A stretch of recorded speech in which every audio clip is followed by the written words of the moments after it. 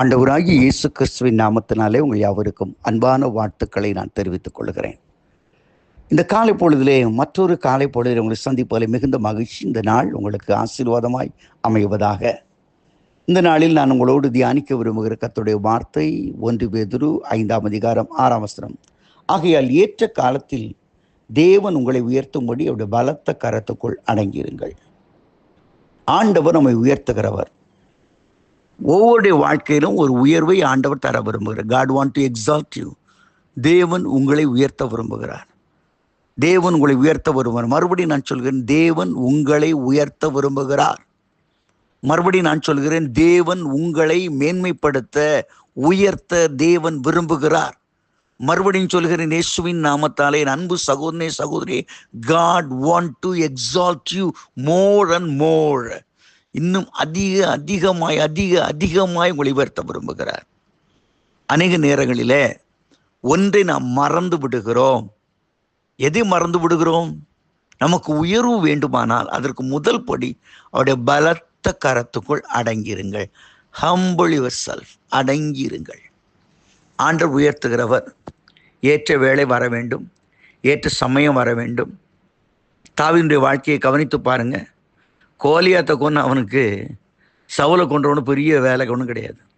நினைச்சா அன்னைக்கு அடிச்சிருக்கலாம், எப்பவுமோ கொண்டிருக்கலாம். ஆனால் தேவன் தருகிற கரம், தேவனுடைய கரத்தினால் வருகிற ஆசீர்வாதம் தான் மெய்யான ஆசீர்வாதம் என்று தாவீது நம்பினான்.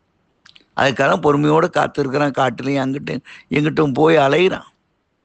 இன்றைக்கு நம்முடைய வாழ்க்கையிலே நாம் என்ன செய்கிறோம்? பிரச்சனைகள் வரும்பொழுது, நெருக்கங்கள் வரும்பொழுது, வேதனைகள் வரும்பொழுது அவருடைய பலத்த கரத்துக்குள்ள அடங்கி இருப்பதை விட நாம சில காரியங்களை தெரிந்து கொண்டு வேதனை அனுபவிக்கிறோம்.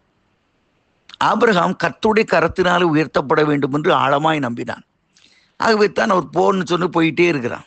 லோத்தை பாருங்க, போதும்பா, இவ்வளவு தூரம் போகாதா, இந்த வந்தாச்சு, சோதங்குமாரம் வந்தாச்சு, செழிப்பான இடத்த பார்த்துட்டேன், இனிமே எதுக்கு ஆண்டவர், நம்மளே பார்த்துக்கலாம் என்று அவன் உட்கார்ந்து விட்டான். நல்லவன் தான், தேவனுக்கு பயந்தவன் தான். நீதிமானாகிய லோத்து என்று கூட அவனை பற்றி சாட்சி சொல்ல புதிய ஏற்பாட்டில்.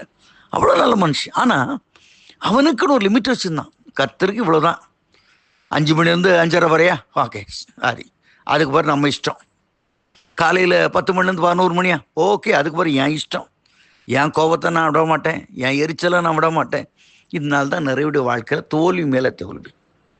எனக்கு அருமையானவர்களே, இயேசு கிறிஸ்துவை பற்றி சொல்லும்போது பிலிப்பியர் 2ஆம் அதிகாரம் சொல்கிறது, சிறுவையின் மரண பரியந்தம் தன்னை கீழ்ப்படுத்துவராக்கி.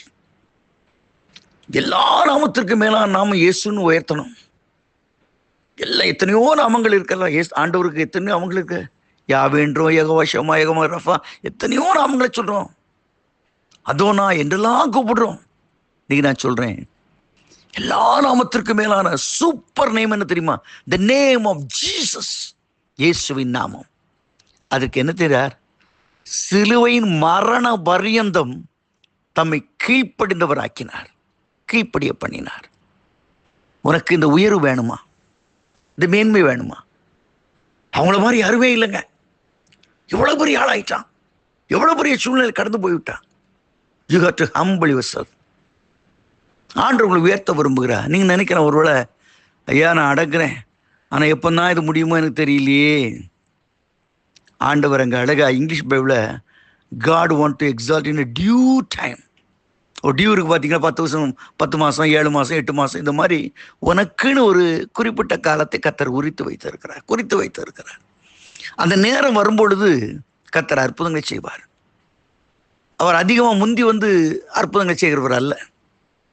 4 நாள் ஆகி நம்பிக்கையெல்லாம் மற்ற போன பிறகு அவர் போறார். தேவாதி தேவன் என்று காண்பிக்கும்படி 4ஆம் நாளிலே உயிரோடு எழுப்புகிறார். ஏன்னா அவங்க கலாச்சாரத்தின்படி என்னன்னு சொன்னா, முதல் நாளில் ஒரு ஆவி செத்து போச்சுன்னா அந்த வீட்டுக்குள்ளே சுற்றிட்டு வீட்டுக்குள்ளே வச்சு அழுவாங்க. 2ஆம் நாள் வீட்டுக்கு முன்னாடி வச்சு அழுவாங்க. ஏன்னா வீட்டுக்கு முன்னாடி நிற்கும்னு சொல்லி. 3ஆம் நாள்னா அதே கன்ஃபார்ம்டு, அது ஆண்டோட போயிடுச்சுன்னு அர்த்தம். இனிமே ஆண்டவர் தான் அதையாவது ஒன்று செய்ய முடியும். ஆனால் 4ஆம் நாள் வர்றாரு. ஆண்டவர்களுக்கெல்லாம் மேலான ஆண்டவராகிய கர்த்தர் நேர லாசரை வெளியே வாங்கிட்டு சொல்ல. இட்ஸ் எக்ஸார்டினரி. இப்படி ஒரு அற்புதத்தை பார்க்க முடியுமா? இதை போல வெளியரங்கமான ஒரு அற்புதத்தை கர்த்தர் உன் வாழ்க்கையில் செய்ய விரும்புகிறார். உன் வாழ்க்கையிலே கர்த்தர் வெளியரங்கமாய் ஒரு அற்புதத்தை செய்ய விரும்புகிறார். உடனே உனக்கு காட் இஸ் எக்ஸ்பெக்டிங்.